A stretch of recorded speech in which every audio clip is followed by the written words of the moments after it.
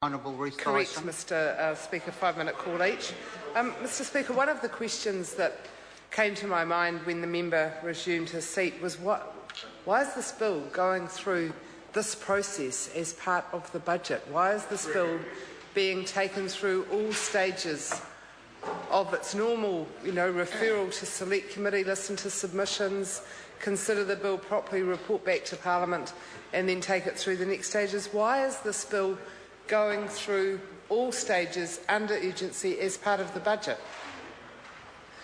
Well, I think that's a very good answer from the government. Absolute silence. There is no proper answer to that question. Nobody has bothered explaining it. The minister is sitting so far down in his seat you can hardly even see the top of his head.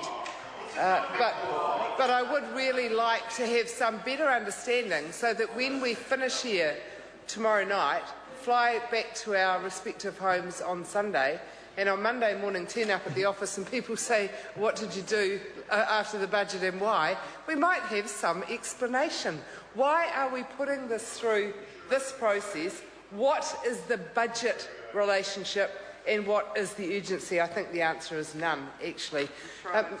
Mr Speaker, we've also heard a lot from National Party ministers about how important the minerals industry is, how important the oil industry is, how important exploration is for jobs. And I agree with that entirely. But I don't think the National Party members are serious about it. If they gave a toss about any of those players in the industry, this bill would have been referred to a select committee and the industry would have been given the respect they deserve and been given an opportunity to make a submission. We could have learned from them. Members of Parliament don't know everything.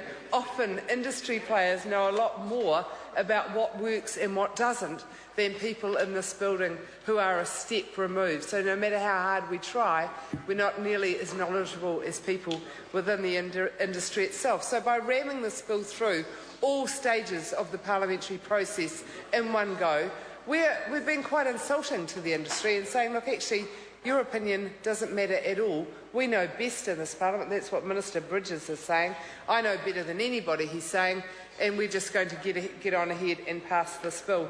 It's in quite a different way than the former minister acted. The Honourable Phil Heatley actually approached Labour, and I'm sure he approached the other parties as well, and talked about the original Crown Minerals Amendment Bill, asked if we would like to work on it together. We could tell him the things that we disagreed with or agreed with. He'd consider them, didn't give us any commitment to rectifying anything that we had concerns about, but gave us an honest understanding that he would give them proper consideration. So we supported that bill to Select Committee, and the rest is history, of course. That minister went elsewhere. Minister Bridges came in. Boof, there goes the process, entirely gone. Just foot down, flat on the accelerator, and away we go. So then we ended up with this bill that we didn't support, even though we really would have liked to have had more, across different parties' support for the legislation, but it wasn't in a shape we could support. But it was also in a mess, and we said that at the time. It wasn't corrected during the Select Committee, during the Committee of the House process of the legislation. So we ended up with a bill riddled with mistakes, with a very narrow parliamentary majority, which is a very bad sign to the industry. And now, just a matter of a few weeks later, before the Act has even come into force, we have got amending legislation before us going through under urgency. I think it's quite a stunning process, Mr Speaker. I call Eugenia Sage.